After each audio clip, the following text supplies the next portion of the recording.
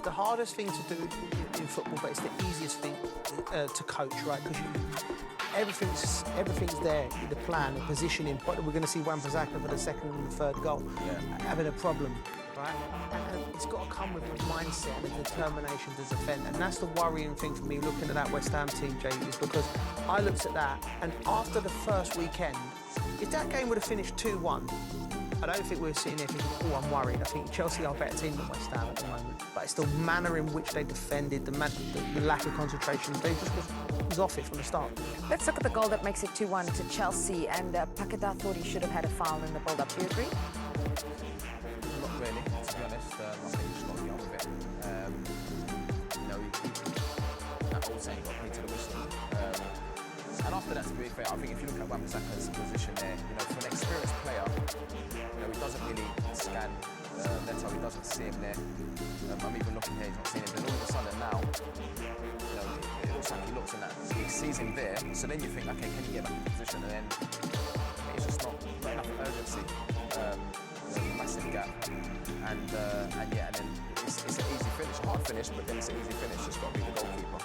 So that's terrible defending. I mean, from Wan-Bissaka's perspective, once you get in there, finish the job off. Like it's almost like you lull it. You're just hoping. You can never hope that the ball doesn't go to the defender. You've got to be in your mind. What if it goes in? And what if it goes in there? What if it goes in there? Constantly on alert all the time. And he just switched off and he cost his team. Before half-time, there was one more goal from Chelsea, and it was Enzo to make it 3-1. As I mentioned, Stevao in the build-up, he's the one who gets the assist for this huge night for him. Creates it for Cole Palmer, and then becoming the youngest assist creator, the youngest creator for Chelsea in the Premier League. Yeah, I mean, amazing. You know what I like? Just to change the speed. It's so difficult to defend it. You know, when you've got players driving in the box like that, and then, you know, not only that as well, you know, getting there and picking the right pass, and again, Wan-Bissaka, you know, on the outside looking in, all fullbacks should be on the inside, you know, protecting the goal and looking out to give yourself a chance to defend it. But, you know, another good goal, and after that, you know, Chelsea just in second hit. Yeah, well, we said the next goal would be crucial, the next goal in the second half. It did actually come for Chelsea once again, 4-1. You want a response, and one thing you nail down these type of situations. The goalie flaps it. It's like it's hard to defend, really. You know, again they're doing that. They're fainting on the near post. Liam Delap does well there. What Liam Delap does well there is he takes the goalkeeper's eye, and whether that's Hermansen, then he takes his eye off the ball. It's actually a lovely finish from the side to just flick it and get it in. It's strange though, instinctive. When that was my job, to stand on the goalkeeper. And I just felt like every time I did it, you know, the goalkeeper would say to someone, basically, come and move him out of the way. Because I need to come and punch or catch, whatever it is. Just no communication. You know, I think for a goalkeeper, you've got to dominate that position. You know, if you come and punch heads, you've got to punch heads. You know, when you come out and you're flapping and you can see the goal like that, when the side's struggling anyway. Yeah, great vote for him to mark his 100th Chelsea appearance with the goal for Moises Caicedo. Remarkable that we've had 5 goals from Chelsea and 5 different goal scorers, because Chalobah got in on the action as well. Yeah. Another unsung hero at the club, Chalobah. Again, another set-piece, goalkeeper flapping. He just reacts well. Like, I look at this now, right? Again, the lap's on the goalie. He's fainted into an area, flap. Now watch the West Ham player's body shape. They're queuing up. It could have dropped to Tosin. It could have dropped to Liam Delap. Like, look, not strong enough on that occasion. Queuing up. Which one of you wants to score, chap? Like, the more you look at it, the worse it gets from a West Ham perspective. It's hard when you do this job and you've got a team and I can see all the problems unfolding in front of you when you watch it, and it's just it's a difficult time for the club. It really is. Trying to look for that positives. What's the positives? You need to lose, and I think probably the only positive, obviously, is Cole Palmer coming back. Cannonball's looking sharp. I think it's up to speed. You know, he was unlucky with the header. Obviously, young lad. They're the only positives, really. Yeah, we're just looking there at the biggest wins for Chelsea over West Ham. This one tonight has shot up to second on that list. So a remarkable night for Chelsea. But as you mentioned, on the other side, then there is the West Ham and everything that went wrong for them. It started so well. They had a chance. In fact, they thought they were 2-1 up with full crew. But from then onwards, the mistakes just cost too much. What does Potter say to the team now? What could he be saying in the dressing room? It's a difficult conversation. A lot of times, managers, he might not say anything. I'm sure you'd have a meeting. They might be able to have a meeting and just sort of like go through, what you've done wrong, the goals that you conceded. But it's disappointing. It's like I said, when there's ways that you lose football matches to concede 5 goals, especially in a game like this. It's always been a big game against Chelsea. You've let your fans down, you let the club down, but you'd definitely be looking for a reaction.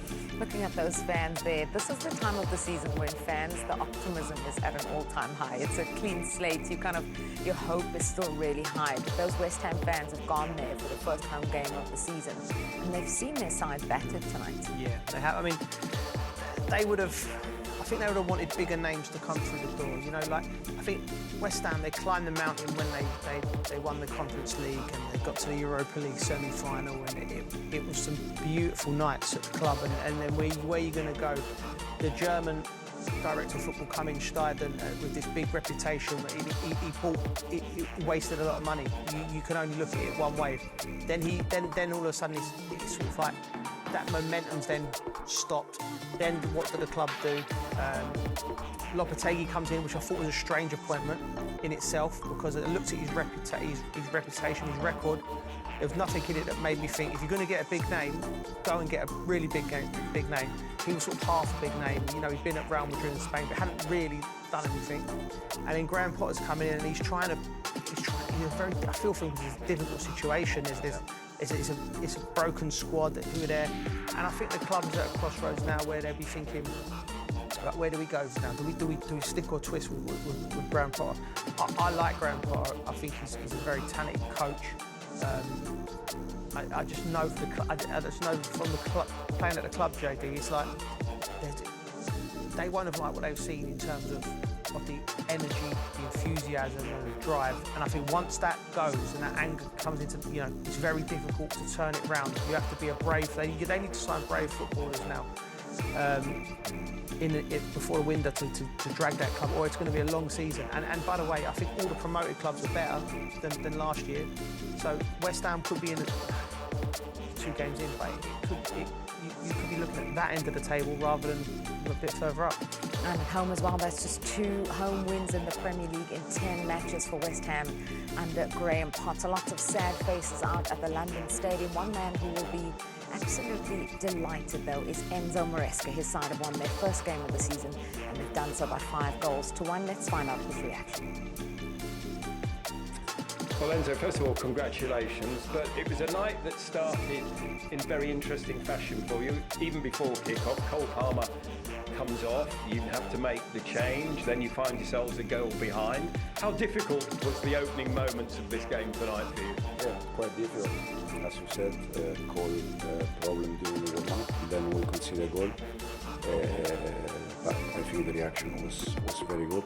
We continued to play in the way we planned the game, and at the end, I think we deserve to win. Before we come to that reaction, can we just clear up the Cole situation? You kindly spoke to us before and said it was precautionary. Are you convinced it's no more than just that this evening? No, sorry, Cole not taking part. Yeah, you said it was precautionary. The last 4 or 5 days, we were not 100%. And we felt against something, so we prefer don't start with him, don't take any risk, or at least don't get worse, and we'll see in the next hours.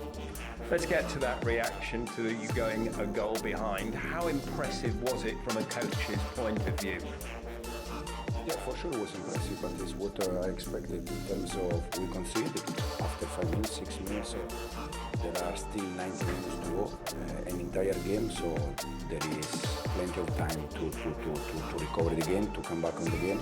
And I think the most important thing is that the players, they continue with the plan, and at the end we won the game.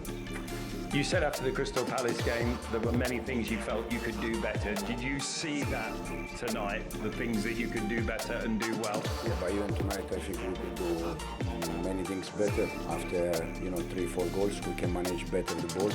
We can make many passes, keep the ball, and we were trying to attack again to score more goals. Sometimes, if you make passes, then the action, the chance arrives. But if you force, sometimes it doesn't arrive. But yeah, for sure we can do things better. But